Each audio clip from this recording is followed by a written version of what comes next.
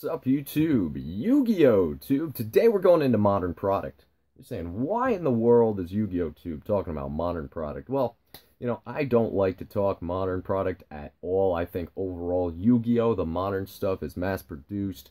There's not that demand for it, not that collectability aspect that there once was with the older stuff, but I think a lot can be learned from this. The rise, the downfalls, and the story behind this product in the form of Dragons of Legend Volume 2, or 2, you could say. So, interestingly enough, we had Dragons of Legend, the original, skyrocket, explode onto the scene. Why? Because, well, there are plenty of playable cards in the set. A lot of the secret rares were very expensive at that time. You had cards like Amulet Dragon, you had cards like Dark Magician Girl, Dragon Knight, which, nonetheless, it could be a horrible card, and people are still going to buy it because, guess what? It's Dark Magician Girl. Collectability aspect to it. But everyone wondered, what's going to happen to Dragons of Legend 2? Everyone said Dragons of Legend, one of the greatest sets to ever come out in modern Yu-Gi-Oh history. So how is the sequel going to follow this up? As a result, this Dragons of Legend box right now is sitting about $220 to $250 a box. And there's still not even great stuff in it. So why it's in $220 to $250?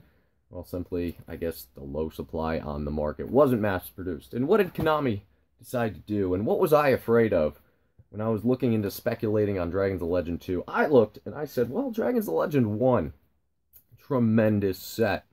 No one really knew what Dragons of Legend 2 would entail in terms of the checklist, but there was a lot of speculation and a lot of orders going on saying, well, if Dragons of Legend 2 was anywhere near what Dragons of Legend 1 was, well, we're going to make a lot of money here. We're investing in a lot of cases. So I was a little hesitant because with Konami, you always know, I don't trust a sequel from Konami. I don't trust even a sequel from Pokemon. I don't trust a sequel in general. Typically, the first one that comes out is always great. The second one has so much hype behind it, and guess what? Everyone dumps their wallets, raises on the credit card, blows it up, and say, I'll take 10, 20 cases of the stuff. And guess what? It underachieves. Suppliers, distributors are left with the leftover product that no one wants. And Konami says, wow, we did so good with the first one, we're going to run the presses. We are going to print the presses, print the crap out of these cards, and we're going to make a whole lot of money and sell some product. And so what happened was, Dragons of Legend 2, I didn't invest anything into this product. I didn't buy the hype from the original Dragons of Legend. Yes, once the checklist came out, everyone got concerned, and everyone got worried for good reason, because the stuff in here just was not playable. And so, I said, well, good thing I stayed away from this stuff. Now, why the heck would I buy a sealed case of this stuff last week? Well, I bought a sealed case because I said, you know what? I can buy it at $48 a box right now before shipping. If I could buy it 48 a box, I'm looking on eBay and we're seeing price rises up to about $65, $70. Now, keep in mind, 48 a box was nowhere near the suggested retail price when this just came out. When this came out, everyone was expecting it to hit $65, $70.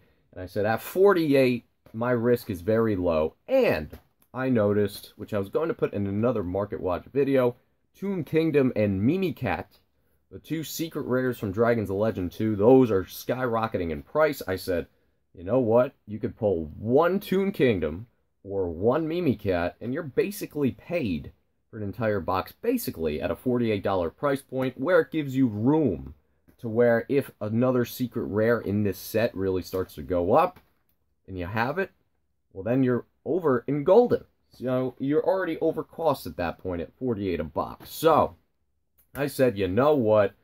48 a box, I see box prices rising, I see singles rising, I see Toon Kingdom, I see Mimicat rising. I say, I'm in for a case.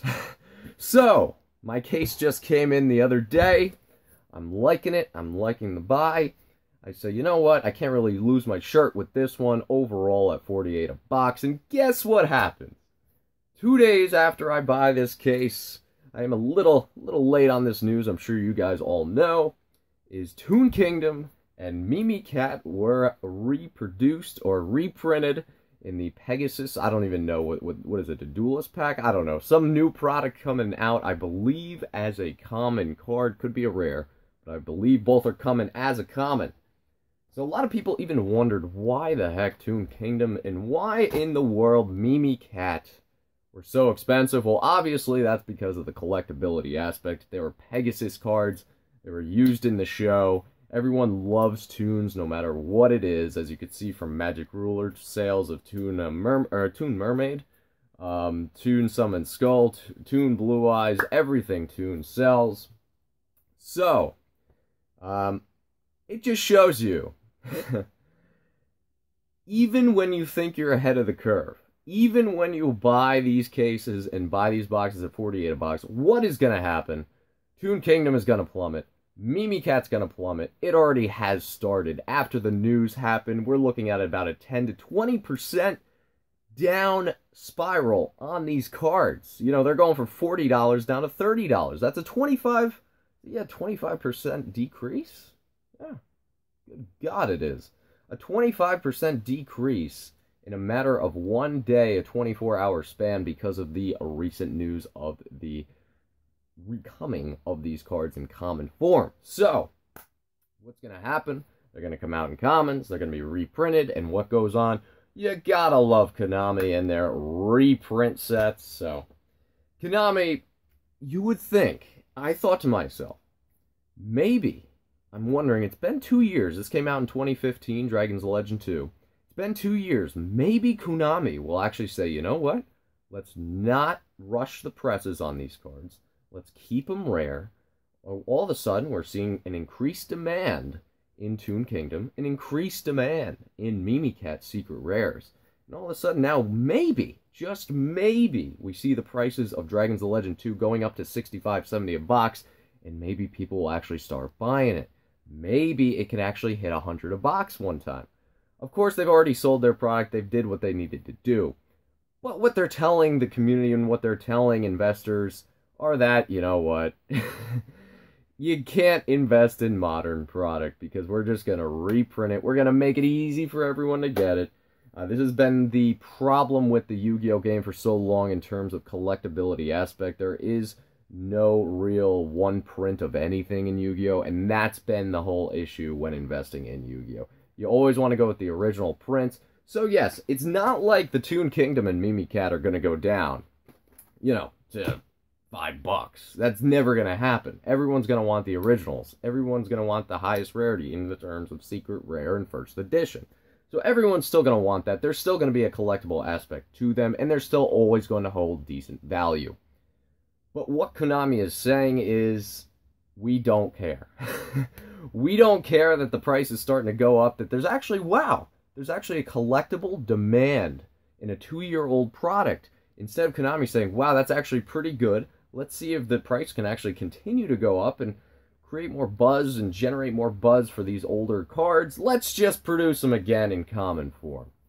From what I understand, Toon Kingdom and Mimicat weren't even competitive cards anyway. I mean, they could be used in Toon Decks, so I don't know. You may have to put a comment there for me, the players out there, on that. And what the heck is going on with my hair? Jeez, it's grown since the last video, but no, it is a new month, right? I think the last time I've been on face camera here was like a month ago at the very least. But yeah, it's a disaster. It's 1:30 in the morning. I don't care. I'm just talking Yu-Gi-Oh! Because what else is there to do at 1:30 in the morning? What else is there to do ever but talk some Yu-Gi-Oh!, right? So anyways, with Dragons of Legend 2, you know, a set that I thought had promise. And I said, at 48, I'm going in. I'm taking the dive. I'm buying the case. Not too bad. It was a little over 500, almost 600 a case. I said, let's do it. I like the potential. If it keeps going up here, we're looking at 80 to 90. It's on short supply, apparently. There's not many left out there, so that's a good sign. But with this reprint, it's going to hinder, it's going to delay, and that's a problem. Because what happens is, if you trust Konami, if you trust a single print, if you trust a sequel, if you trust the curve, if you trust the line in terms of the margins, I saw the trend line going up on these cards, and I said, let me get in before it really starts to explode. If Toon Kingdom hits 50-60, if Mimicat hits 40-50, all of a sudden these boxes are 100 plus. And what happens was, obviously, now I'm delayed. So yes, I'm not going to take a bath, but I'm overall going to take a loss in the form of time and money and capital. Because guess what? Now I just sunk 500 plus into a case of cards with the expectation of it going up a little more, and instead it's actually going in the opposite direction. So now not only is my money sunk in 500-600 into a case, but also the time. It's going to take a serious amount of time for me to make money. By the time these things hits 100 a box, I'm going to be growing a beard down to here, so that's not good, and I can't grow beards. So, that's the little lesson here. Overall, you know, you never really know when you're investing, because I overall thought this was a safe bet at 48 a box. Still, I might be okay. I might break even. I might make a few bucks, but you got to consider the time, the shipping, the fees, whatever it may be, to get this stuff unloaded out of here, or to wait and wait and wait and wait until the stuff actually goes back to what it was, / goes up a little more. So overall, that's the little story behind Dragons of Legend 2. Obviously, it won't be Dragons of Legend 1, so there is another sequel coming up. If you do see a trend in spike, if you think it's going to be something good, that goes to show you, if you're investing in anything, let alone sports cards, non-sport cards, Yu-Gi-Oh cards, Pokemon, Magic the Gathering, you never know. There are unexpected twists and turns, and this is just one of them. So yes, at my expense, I share my story. Yu-Gi-Oh! Tube signing out. Until next time, we will be back. And hopefully, the Toon cards don't drop too much, because, hey, they are cool. And one thing to note, they will go back up, again, very slowly, but the secret rares will at least go back up.